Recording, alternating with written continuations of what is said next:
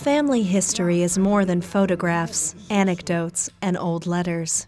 For some, it's a web of memories carried through the years by emotion and loyalty. This is the kind of family history well known to the Tarnays. Fred, Steve, and Matt, 3 brothers born in Hungary and forced to flee at a very young age at the tail end of World War II.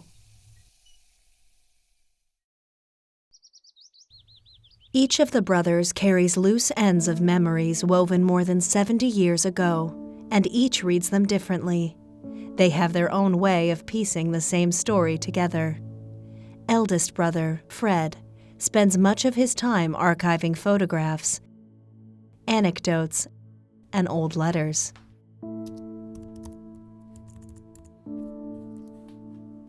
He has strong opinions about this labor of love, and he has captured many facts and feelings, some of these never shared until now. This all started during near the beginning of the Second World War. So Hungary was in a vice between the Nazis and the Soviets, and they were all converging into problems for the country. What was going to happen is they were going to take the treasury and it was going to disappear in the Soviet proletariat. And the high-ranking people in the Soviet regime. So a decision was made to take the treasury out of country. Somehow the treasury had to be preserved so that it could be perhaps returned later. That was pretty naive. The total value of the treasury, the National Bank of Hungary, was more than $1 billion that winter, about 15 billion today.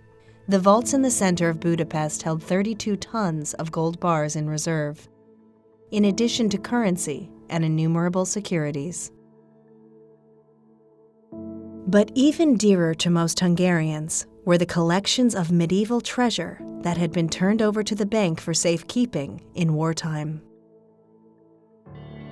Much of this treasure was as old as the founders of Hungarian culture, including the crown of Saint Stephen, a relic that had graced the heads of 50 Hungarian kings over no less than 800 years. The transfer of the assets needed to be done in the most primitive means and the most courageous team of loyal bank employees. Fred's parents, Frederick and Kati Tarnay, treasury personnel, were asked to carry out the covert mission. The couple accepted knowing that any chance for a free Hungary rested on them, as well as their personal freedom and that of their sons. That winter, they would organize one of the greatest evacuations of wealth and cultural treasures in world history.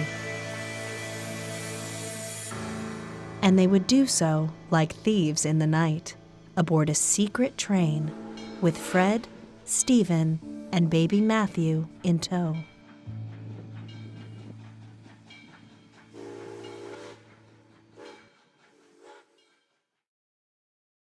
My father had just graduated from the university. His degree was in foreign trade and economics, and he was young and he had just begun his career. When he joined the bank, he was the perfect person to get into that position. In an unpublished manuscript, Fred's father, Frederick, explains.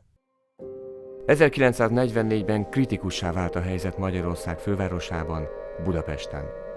A vörös hadsereg már a főváros peremén állt, és ha valakinek éppen arra támadt volna kedve, villamossal egészen a harcvonalakig utazhatott. Budapest gyönyörű és boldogabb időkhöz szokott utcáin nehéz fegyverek, ágyúk és páncélos járművek foglalták el állásaikat, és éjjelente már lehetett látni a harcvonalak felől a lövegek torkolattüzeinek felvillanását, és hallani a becsapódó lövedékek robbanását. It was then, in the winter of 1945, that Mr. and Mrs. Tarnay removed everything from their flat in Budapest and sought refuge in a relative's country villa in Riflop, about 95 kilometers away. The plan was to hide out with loved ones and hope that a miracle would happen and turn away a Russian army closing in on the capital. But that was wishful thinking.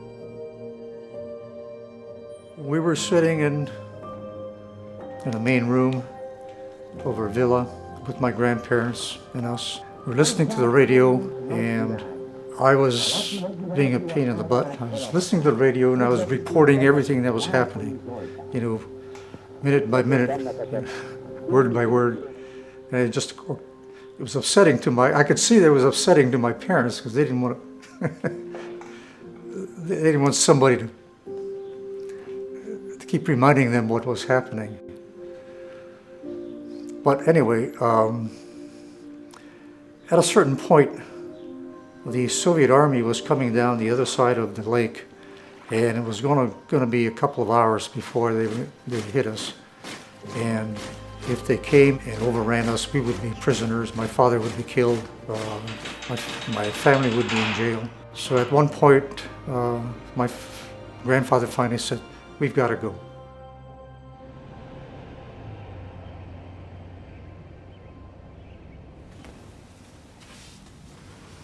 Fred's memory of the voyage out of Hungary is far from complete. But the parts he recalls still carry significant weight and are often tied to vivid images in his mind's eye. Fear and boredom were ever present, but he also recalls a young boy's sense of adventure on a journey spanning 3 months and over 400 kilometers.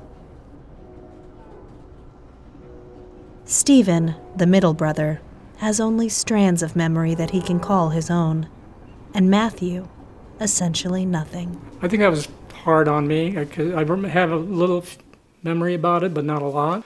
Compared to me, it's interesting. I know a lot went on, and I don't know why, but there's nothing comes out as far as memories. One thing is I'm glad one of us remembers something. It was the middle of winter. It was dark. It was gray. Just a very sad time. We loaded everything we could onto trucks, and the trucks then took us to the train. We got on the train, we loaded our stuff on there. We had about 400 to 500 people in the bank. The decision to take the entire bank staff with us was that they wanted the bank to be operational at all times. It also waylaid the idea that perhaps only a certain portion of the bank, like the management, were going to steal the treasury and make away with it. So it put that to rest by taking the entire staff. Kati, már elmúlt éjfél. A kollégáimmal már előkészítettük a vonatot.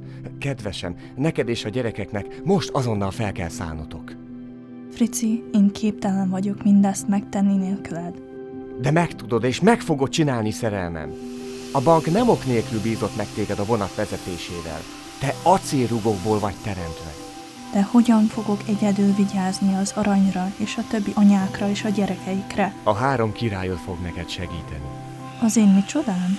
Gyerekek, búcsúzzatok el apátoktól. Fiúk, nekem Budapesten kell maradnom a többi apával, hogy működtessük a bankot, illetve ami abból maradt. De 2 hónap múlva újra látjuk egymást. Egy szívességre kérlek benneteket. A vonat szőnyege alatt arany van. Aludjatok azon az aranyágyon minden éjjel úgy, mint a királyok, akik vagytok. És ne veszítsétek szem elől. Meg tudjátok ezt tenni nekem? Természetesen, apa. Igen! Nagyon jó. Most öleljetek meg és szálljatok fel a vonatra. Édesanyátok nem sokára ott lesz. Szeretlek benneteket, még a csillagoknál is jobban. Viszlát, apa. Kati, sajnálom, hogy nem tudlak elkísérni téged és a gyerekeket. Azt is nagyon sajnálom, hogy a barátaink és a családjuk nem mehetnek veletek. De amellett, hogy itt Budapesten gondoskodom arról, ami megmaradt a bankból, gondját viselem azoknak is, akik itthon maradnak. Vigyázz magadra, kedvesem. Ami megmaradt a bankból, a város alatt el van dugva biztos helyre. Senki nem találja meg. Gondolataimban minden nap veletek leszek. Ne felejtsd el, hogy a vonat, amennyire csak lehet, álljon közel a nyugati határhoz. De ne lépj át a határt, amíg nem kap rá utasítást. Háború van, és rajtad áll, hogy Ausztriában biztonságba helyezd az aranyat és a kincseket. Ígérem, hogy mindent megteszek családomért és hazámért. Én is. Frici, reméljük, hogy egy napon a kemény munkád és a szerénységed mindannyiunk hasznára válik. Készülünk a jövőre az életben maradás ösztönével, és magunkkal visszük azt a mély fájdalmat, hogy sohasem látjuk viszont hazánkat. Soha senki nem tudja elvenni tőlünk azt, hogy szeretjük egymást.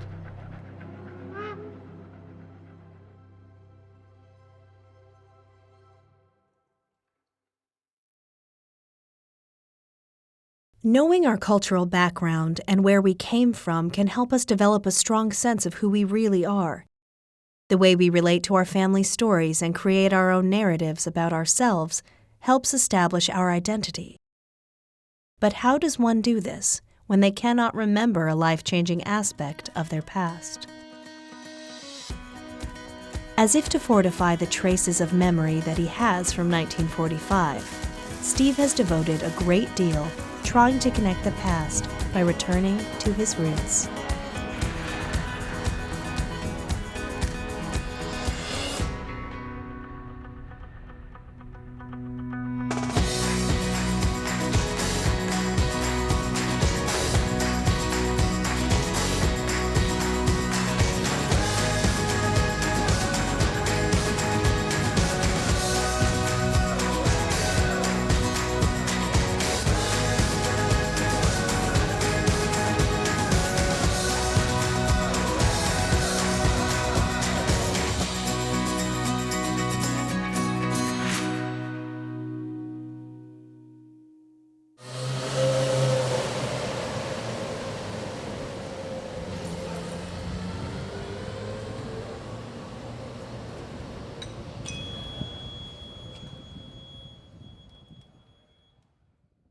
When I first came here, I was renting, and then I decided to see if I can buy something somewhere in a small apartment with inheritance. When I saw this apartment for sale, I just bought it. I feel, in a way, get an idea of how we live. Steve now spends half the year in his childhood flat in Budapest. On this particular visit, he sets out to locate his second childhood home in the small beach town of Riflop, near Lake Balaton. This is where his family took refuge just before embarking on the train. He has arranged meetings with a local historian and a longtime resident whom he hopes can aid him in researching his family history, including what happened to the Tarnay villa after it was abruptly abandoned. A kommunisták. Itt van a Tarnay leírva ível. And the communist regime, they changed the Y to I. Yes, I know. Itt van a telek nagysága. This is the size of the plot. It's very, very sad because the major thing is that when the Communist Party became the leader Right. of this country, these families who were highly educated and clever and rich and very, very important parts of the Hungarian society, they escaped from the country to somewhere the else world. very far. And the houses remained open, and actually anybody could go in the house and took and stole everything. Not Right. only properties, but also your identity, your Exactly. dignity. Yeah. The biggest thing that they took was the person.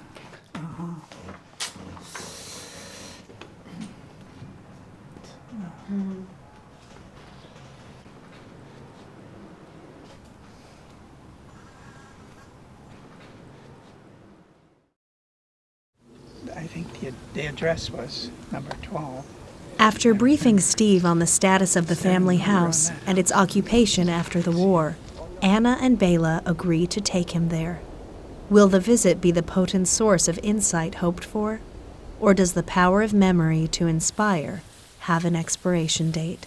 This is it. This is the main gate to the villa. There's still a lot of trees. It feels very much at home right now, like it was at that time, and very comfortable, like a real villa should look.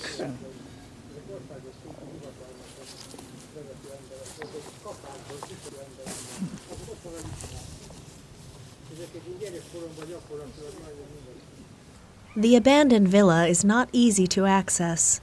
However, neighbors agree to allow him into their backyard to view the home from their property. But viewing from afar is not enough for Steve. If by chance we can just hop the fence.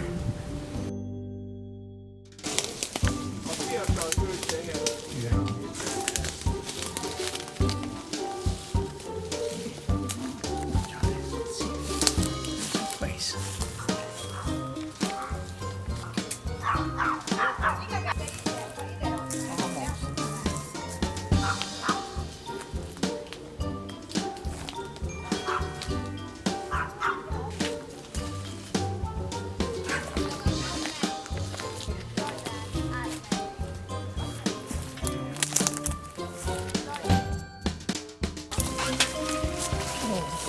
Be careful, it's very dangerous.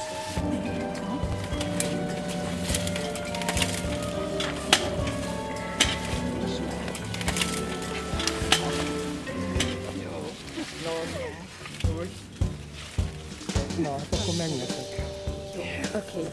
So Oh, we're here. We're inside. Oh, it's electrical.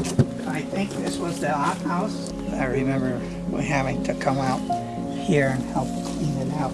Probably, since it's so small, it was for polycom. This is the entrance to the cellar.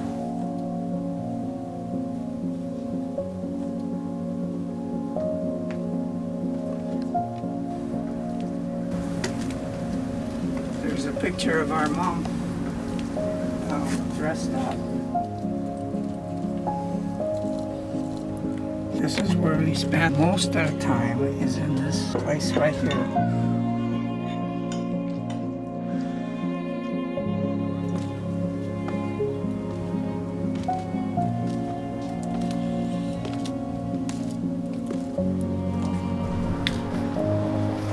Well, we see here next door, this used to be the servants' house.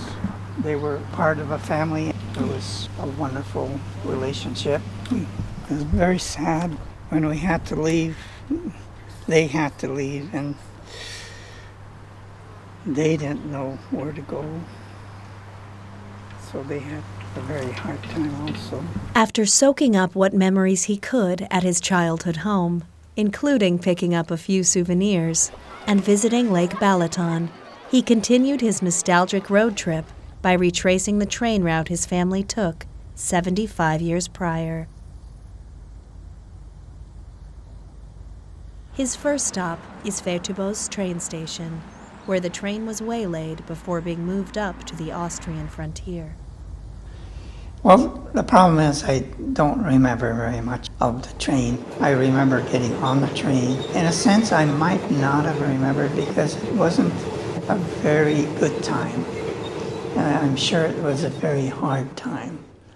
And sometimes these hard times that we have, we kind of out of our minds, just always worrying about maybe if the planes are coming over or having to, go into the bushes and things like that.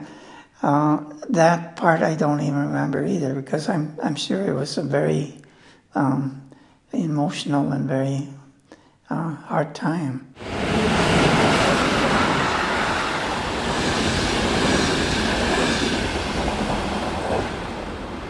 Life parked at Fetubas train station was not for the faint-hearted. All of the refugees endured little food, freezing winter temperatures, and disease. Any communication between Kati and Fritzi had to be covert. To express her true self, Kati writes in her journal. Egyik nap eltűnt egy vagonja a vonatnak. Valahogy lekapcsolódott a vonat többi részéről. Nagyon aggódtam, de szerencsére megtaláltuk, és minden rendben van. De mindnyájan az idegeink határán vagyunk. Az élet az állomáson nagyon nehéz. Az egyetlen latrina a kis állomáson már tele van, és valakinek vagy ki kell tisztítani, vagy más megoldást találni, hogy az örüléket eltávolítsa. Az állomásfőnök nem fogja azt megtenni. Szoptatós anyáknak elapad a teje. Bőrkiütések lépnek fel mindenfelé, a gyerekekben kullancsok, a hajukban tetvek, nincs orvosság. Már senki sem beszélget egymással. Egy halálos némaság ül a helyén. Az utasok egyre sápadtabbak és gyengébbek. Lóg a bőr a testükön, mióta az egyetlen élelem, a gazdalovai elfogyott. Senki sem tudja, hogy hol vannak a harcok. A német vagy az orosz frontok. Csak annyit, hogy a harcok egyre jobban közelednek. Egyre jobban hiányzik nekem, Frici, de a gyerekek életben tartanak.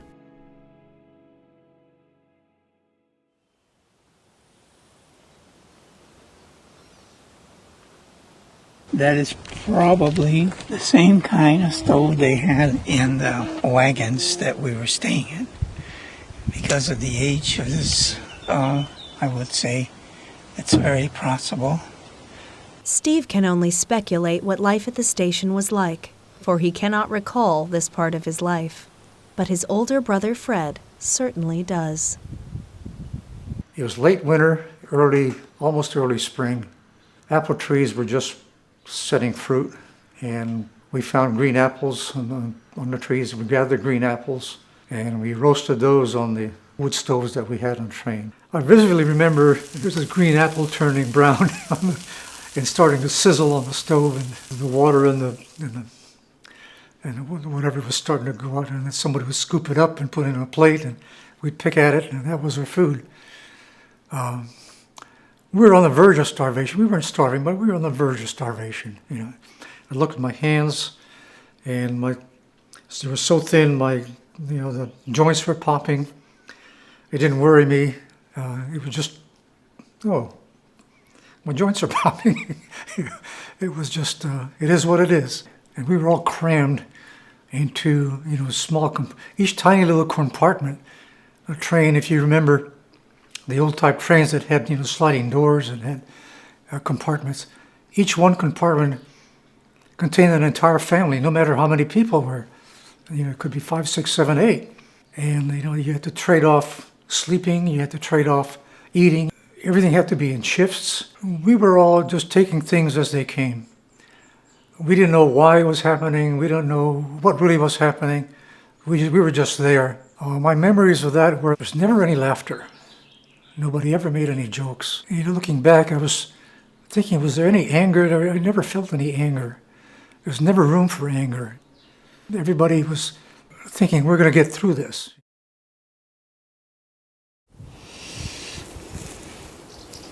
As you can see, it's all overgrown now. Definitely been a while.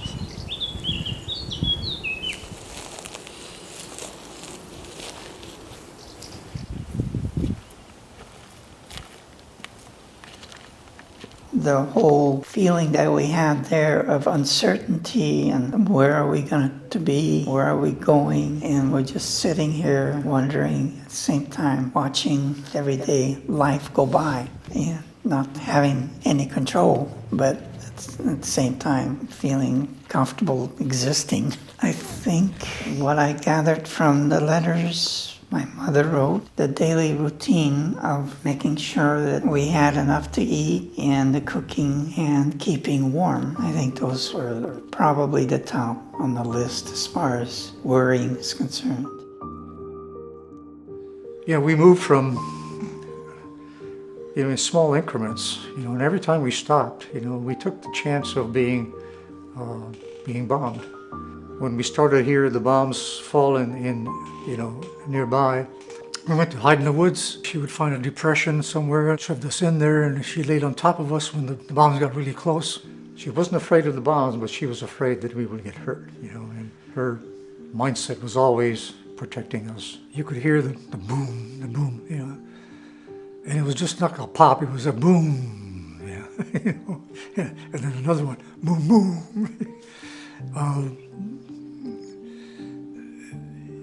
It just, something that stayed in your memory, you know, for a long, long time.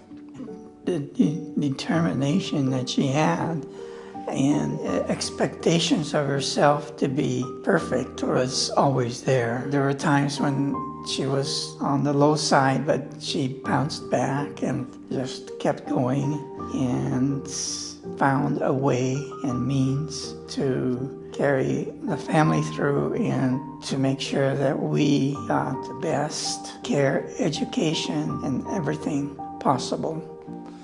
So that was quite a feat.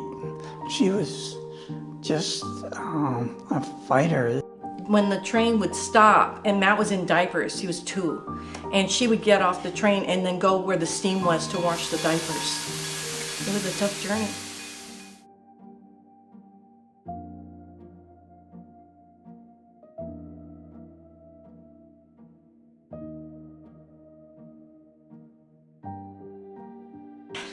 I get so emotional, sorry. I mean, really respect Matt and for what his family went through and for what he went through. I feel very sometimes bad for Matt because he doesn't remember anything. And I'm just like, I mean, basically he was traumatized and he doesn't remember. And he made his first communion in Austria. He doesn't remember it. I mean, we're Catholic. You remember when you made your first communion. And we've got pictures. I know I did it. We have pictures. You know, so I feel bad about that. I do. The uncertainty, it just ran through everybody. Nobody knew. Everybody's not only worried, but had this look of and feeling of uncertainty that what's going to happen tomorrow, the next day, you know, the rest of our lives.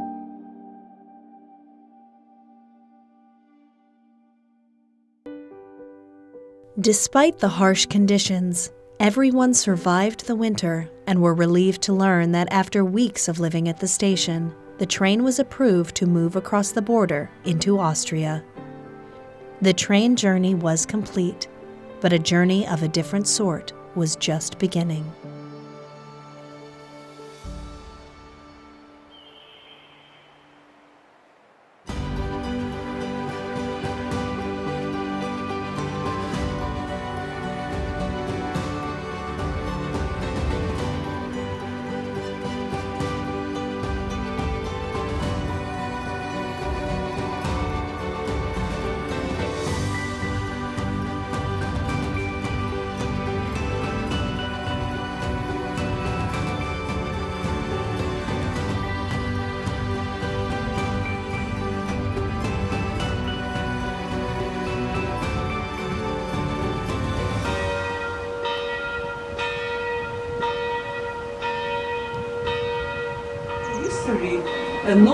Only a few people know about that the Hungarian gold from the National Bank was here hidden, Right. because in the Second World War nobody thought about that in such a small village the gold will be hidden here. Right. in middle of the mountains. That's right. Yeah. It was a perfect place to hide it. You know. It's in the middle of Austria. Right. Yes. And, you know, the Russians were still looking for it over there, about 3 kilometers away. You know? And they never came to industry town. No, they were the American. They came. Yeah, they came just in time before they can, and they told them to stay out. So they never were able to get to the gold. They were very upset. I also had never heard in school about the gold. Only when I bought this house here, and it was, and I read in the old books about, and so I knew about the history of the gold. And we also have many Hungarian people, young people. They come for skiing or for taking a walk. So over many times they come for skiing, and they are very astonished about when they hear that the Hungarian national treasury, the gold, was hidden here between the Second World War. Yeah, the church. This is where they hid the gold. And see here, here's where they slide the gold down. Yeah, and they put firewood here next to the entrance so they couldn't see it. Yeah, they couldn't see it. The entrance. Only a small door. Nobody would go in. Yeah, I'll give you a Hungarian book too so you can show it. Yeah, thank you very much. It's really nice. So I will look and I will show it to our guests. I'm sure they'll be interested because the book, is part, your place is so much part of it. You must sign it. I will. Please. Okay. Kati found rooms in the Post Hotel for herself and her 3 children, along with the other bank managers. Each family had one room, no matter how many people were involved. They made do with whatever they had. Once settled into the hotel, Kati, a trusted bank advisor, worked feverishly to keep the bank running while still finding the time and means to create an enjoyable life for her 3 children, never letting a day go by where she did not write to her husband. Összehasonlítva a vonattal, itt sokkal jobb a helyzet, de mégis kínlódás. Minden napot élelem utáni kereséssel kezdeni. Spenót, gombák, bogyók a dombokban, bújni és rejtőzni a körülöttünk lévő nácik elől. Bárcsak, hogy itt lehetnél velem.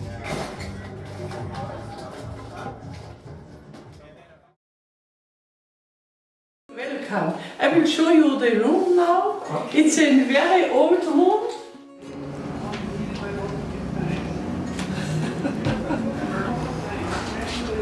I remember sitting there at the window because there was nothing else to do, because it's a perfect spot to watch. Enjoy just sitting there. I was there when the Americans came, so it was quite an event, and we were in the perfect spot in a corner to take it all in. It was my favorite sitting place. Yeah. Okay. So I'm gonna sit on the window like I did when I was a little kid.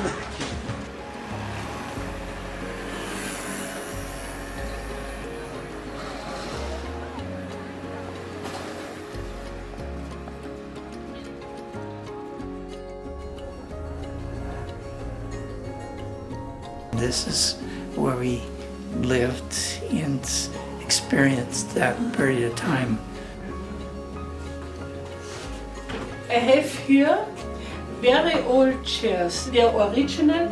They are produced in 1880. So they are about 140 years old. Yes, and this Very was special. here when we were living here, so I was, I'm sure, sitting in this, or one of these chairs, just like it here in this room.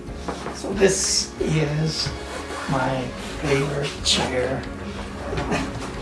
And it would be the one we used here, well, at dinner times.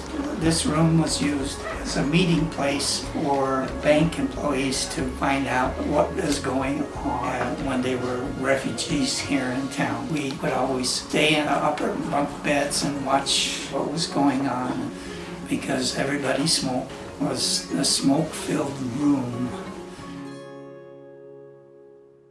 The Tarnay brothers learned a great deal of their history after translating nearly 100 letters written between their parents during the height of World War II. There are still over 200 letters awaiting translation, a task that has become a full-time job for Fred.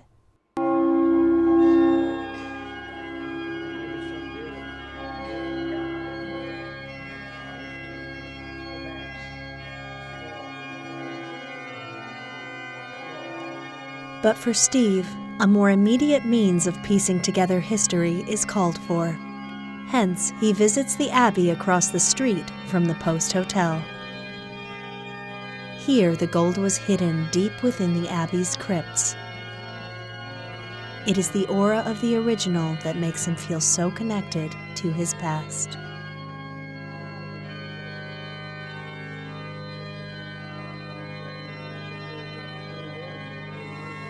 The American came May 7. Yes. They closed the church. They surrounded and secured the church. The gold was even the American tanks, hospital. The story I have is they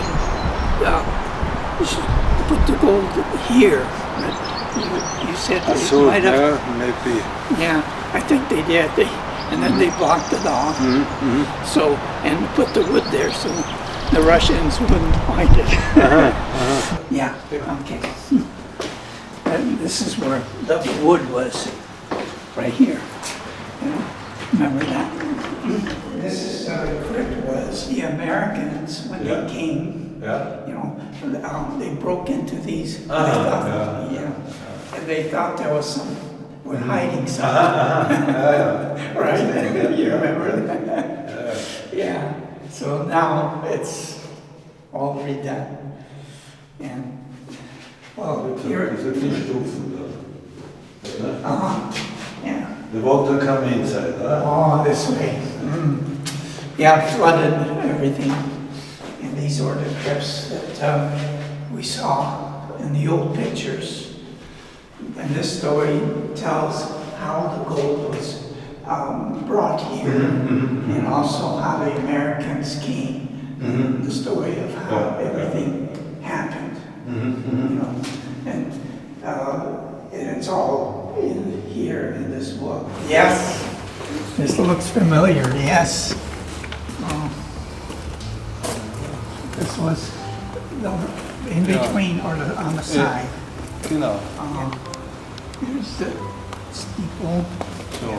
And there, this door is probably here, maybe. Here, maybe.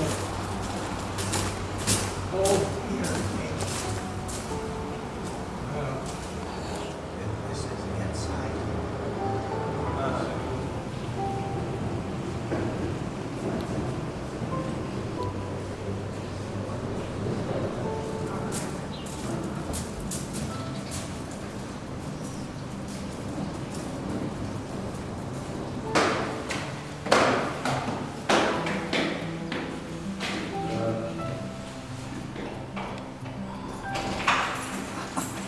Now that is it was one country, it was one empire. No, I think the bankers brought this. Oh, the bank brought this. I think. Oh, he thinks the bank brought this. This is here. Very interesting. 1600, 1500, no. Yeah, later, 17, 1700. Yeah, yes. This is from Austro-Hungarian Empire. Austro-Hungarian Empire, yeah. King Elizabeth. Elizabeth. 1857. Yes. Now these are vestments, or this will go on the arm here. This is very special because nobody sees this very often. The bones of holy men. This was the priest in 60. That's a tabernacle. And inside is the hosts. Joseph Grundner. His title was Propst. During special occasions. Yeah. And of course there's a chalice there, but this is all gold.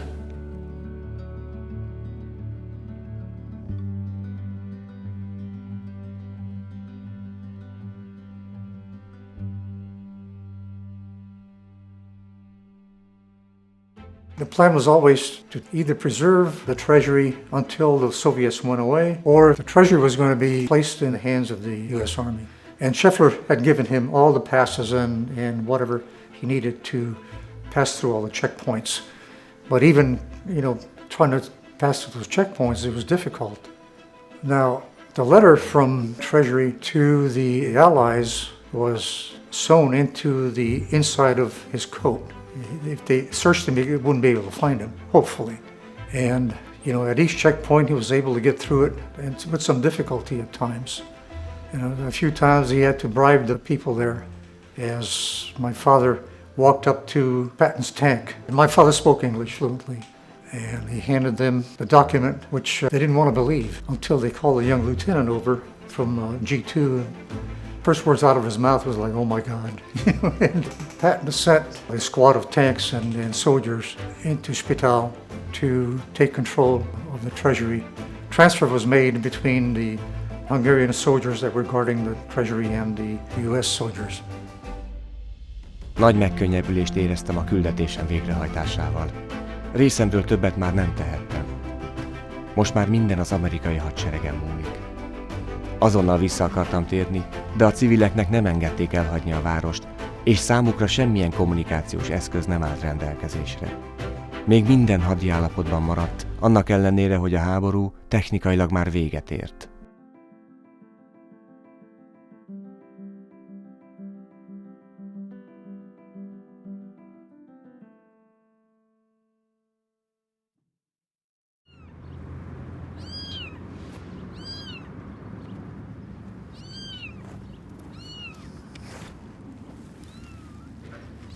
All right, little guy. I don't see any more.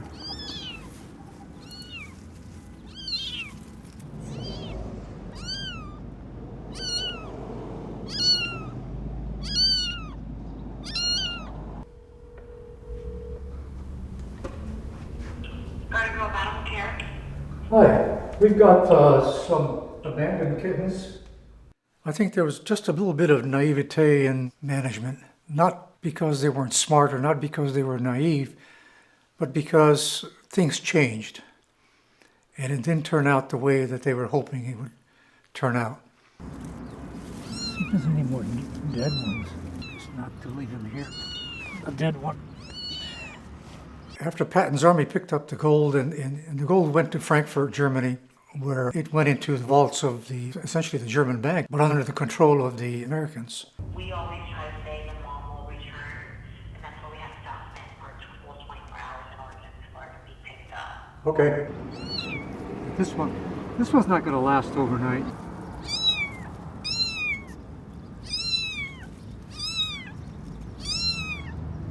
My father and two of his colleagues were sent with the gold to, first of all, make sure it was all counted for, and it was, down to the fraction of an ounce, but also to try and negotiate something with the State Department as to what would happen afterwards.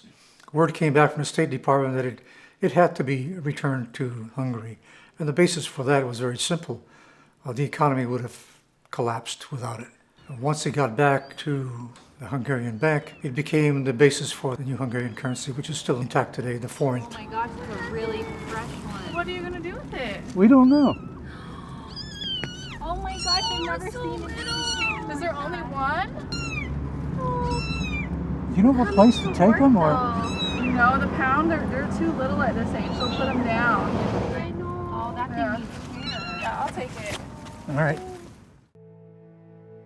It was disappointing. It's like, you saved the gold of the country and you turn around and it's going back for political reasons.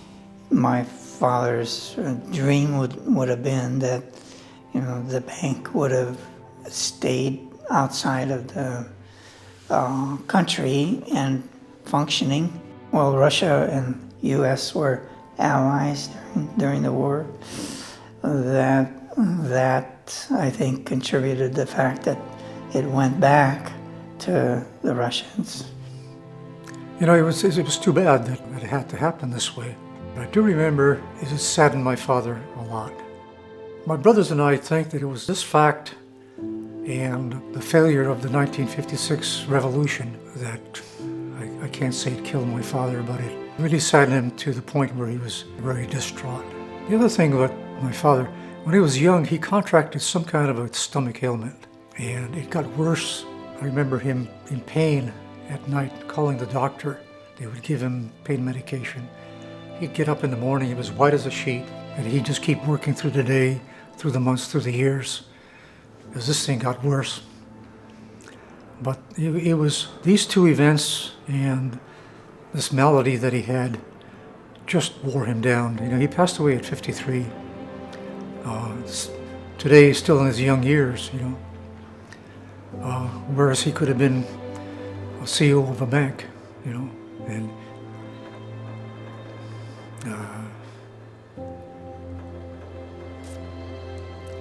he was probably the bravest man that I've ever.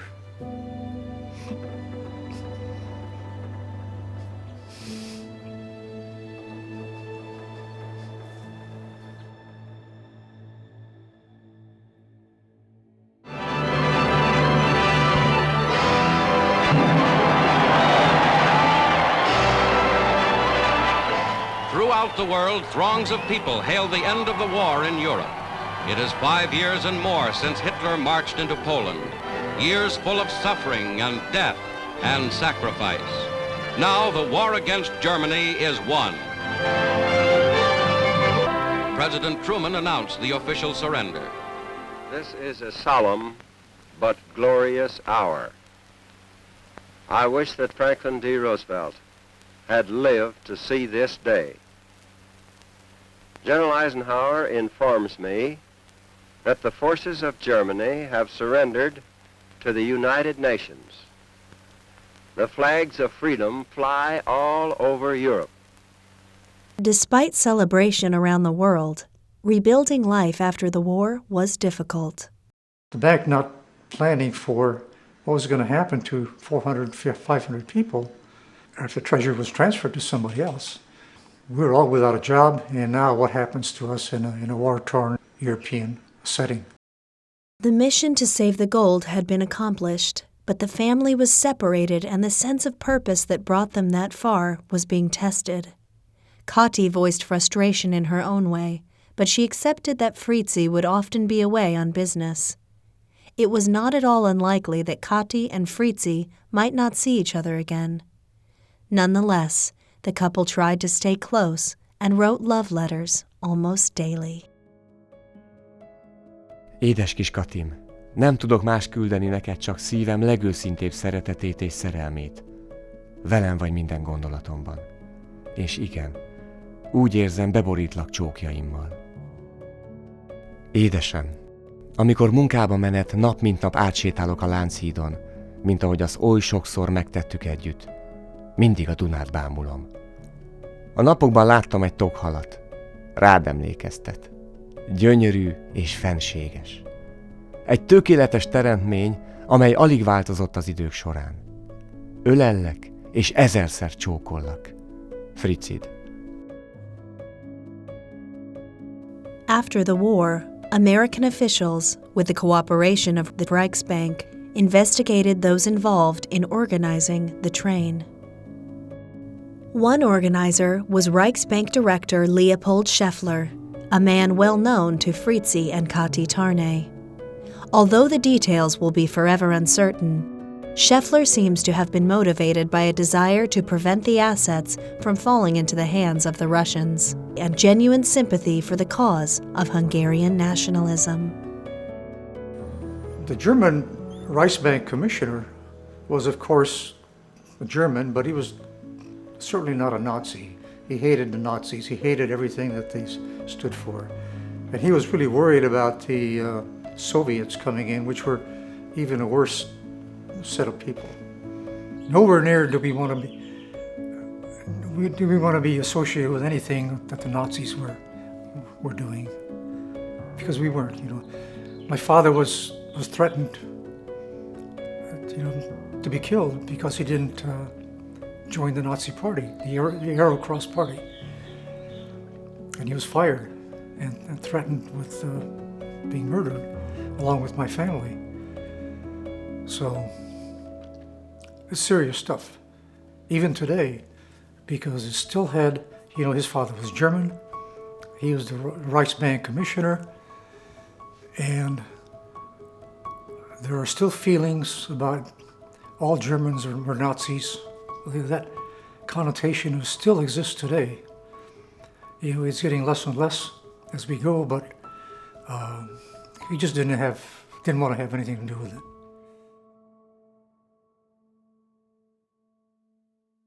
It became the position of key figures in charge of the post-war European financial system that Frederick Tarnay was a Hungarian patriot and a hero, not a Nazi collaborator or Russian conspirator.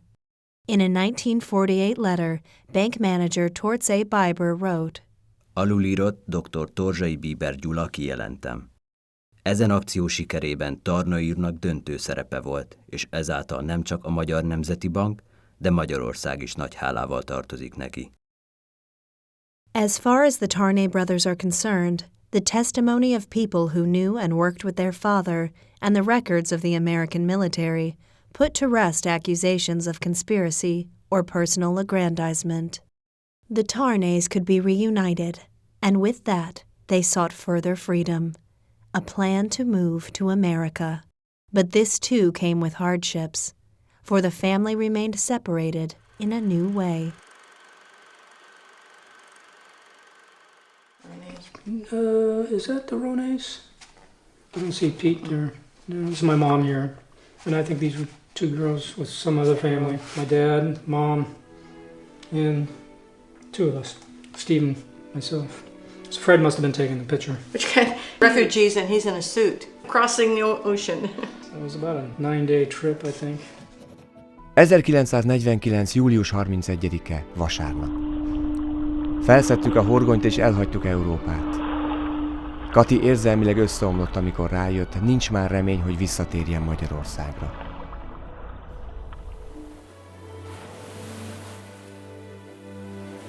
...1949. augusztus 7-e, vasárnap. Az időjárás rosszra fordult.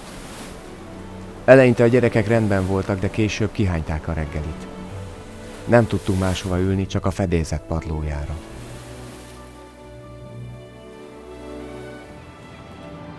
...1949. augusztus 9-e, kedd. Megérkeztünk Bostonba. Egy újságíró észrevette a zöldkockás inges gyerekeket, és interjút készített velük. Az ingek alapanyaga ajándék volt az amerikaiaktól.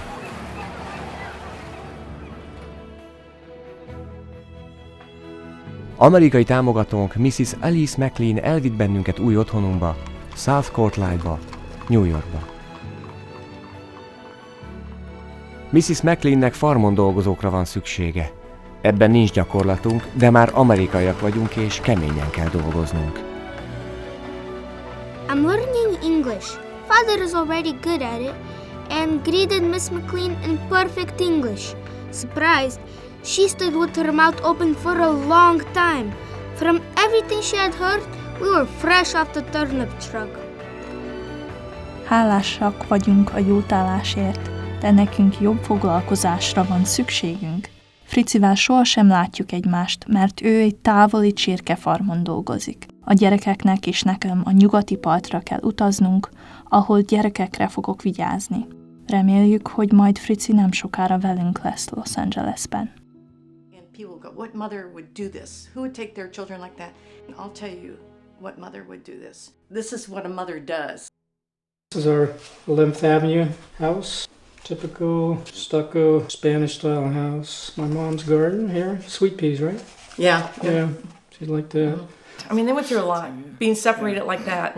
And I think that to think about when they finally got their house, and they were only together like 3 years as a family.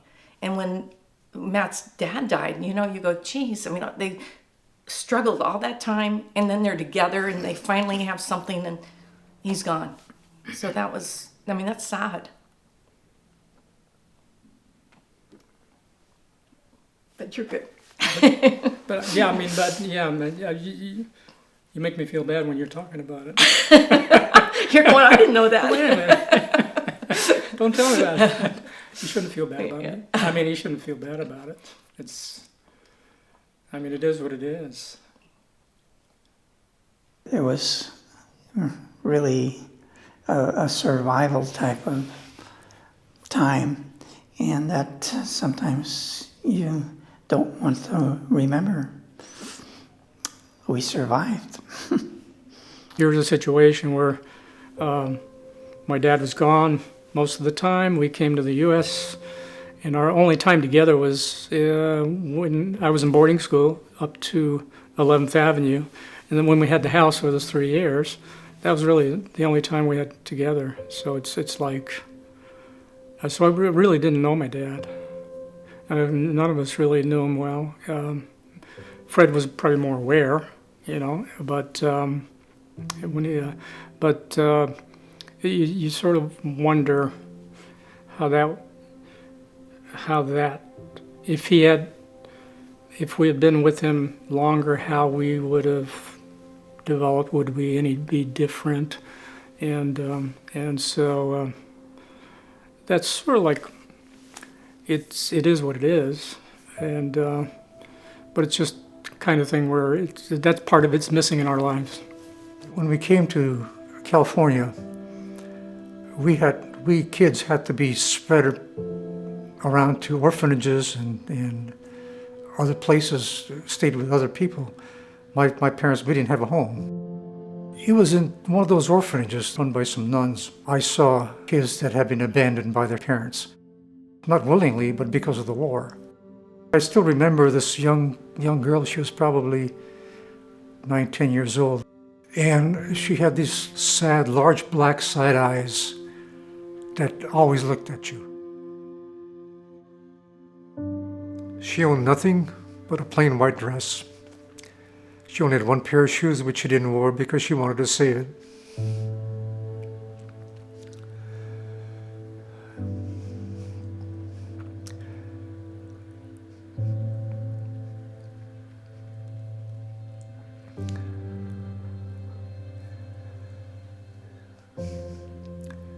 You could see in her eyes, pleading, who am I?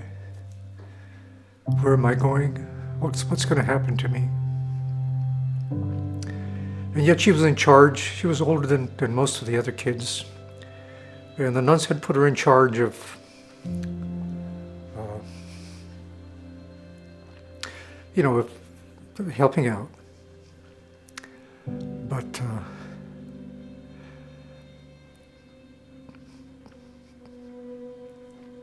so that's what war does to people.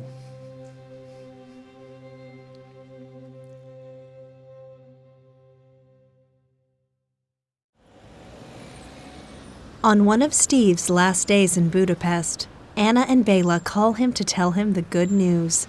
While helping him research his family history, they discovered a relative, unbeknownst to them, who currently resides in the United States. Now a new connection to their past has been created.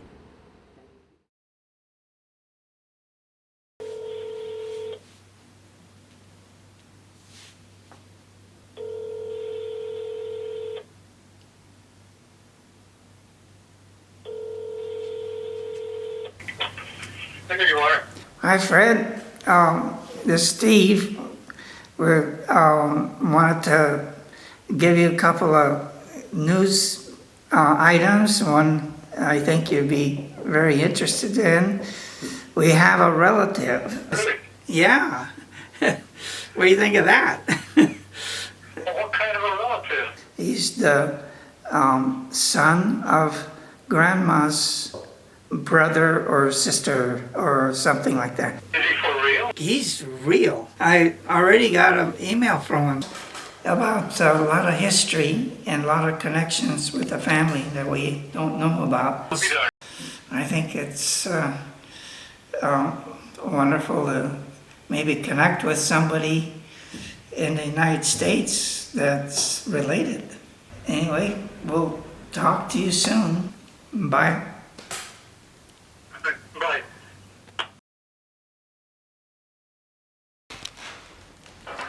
The longing is at the core of the human spirit. With the discovery of a relative, Steve rejoices with a feast fit for St. Stephen before heading out for a celebratory night on the town.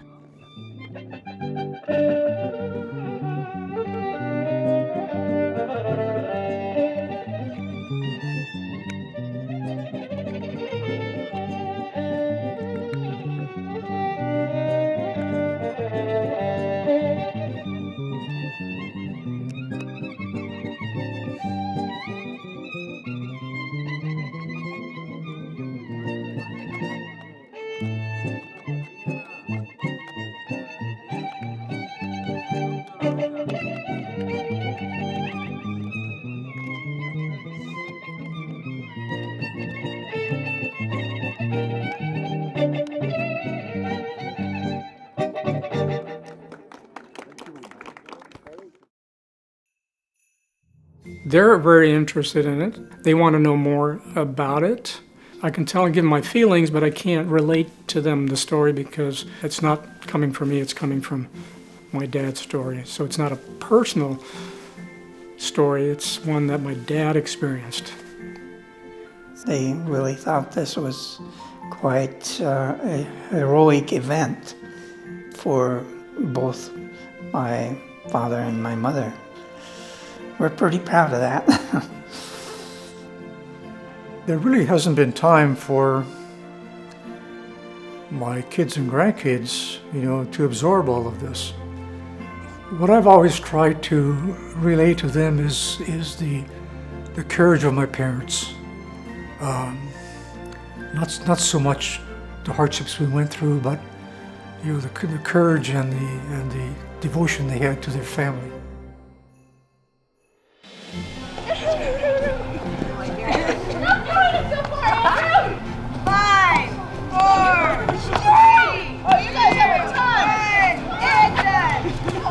What was missing from the world was the reality that we are a reflection of our Creator. Ooh, there you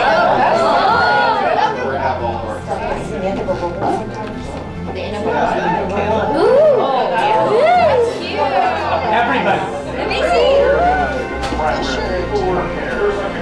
Thank you. Oh, like that one. How do you have it? Okay, so what is it? Oh, that's not. That's perfect. Patty and Kevin. Patty and Kevin. Right. Good job. Oh, you're good. Okay, wait, Carol, it's turn now. You've been practicing, Kevin. How are we going to get her in? See. Done.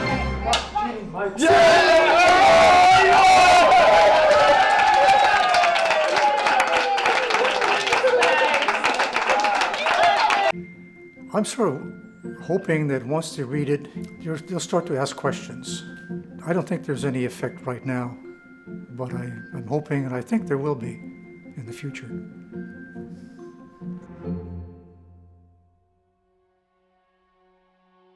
Let me say, I'm not, because of my memory, and I don't have that, I'm not connected with that. Never had any discussion with my dad or mom, and it's crazy. And I don't think she wanted to talk about it. I think part of it is she probably didn't see any benefit from it, and probably wanted to hide a little bit from it so that it wouldn't be painful for us to think about it. The entire process was simply learn who I was, what I could do, what I couldn't do, and it was the start of who I became. It was the start of my character. That's the way I look at the Gold Train events. It firmed up who I was going to become. It gave me a better sense of who I am and where I came from. It's made me feel like I'm part of this family and part of this story and this historical event. It made me feel very proud of what we did as a family and give them so much credit for what they did. Their parents may not have saved the nation as they saw it then, or turned back the forces of history. Sometimes the reality of the world shadows the ambition of ideas. The brothers know that there will never be a final version of their family's ordeal, which in many ways was the ordeal of millions who lived and dreamed in those days. They will continue to discover more details about life on the train, the time of terrible waiting for reunion, the losses, and the many ways that the journey broke a part of all of them. But there are enduring certainties on which they already agree. Love provides more convincing arguments for the collective heart than the mere facts of memories. More valuable than gold, when memories are formed by the wonders of freedom and love, there comes proof that humanity can build and endure.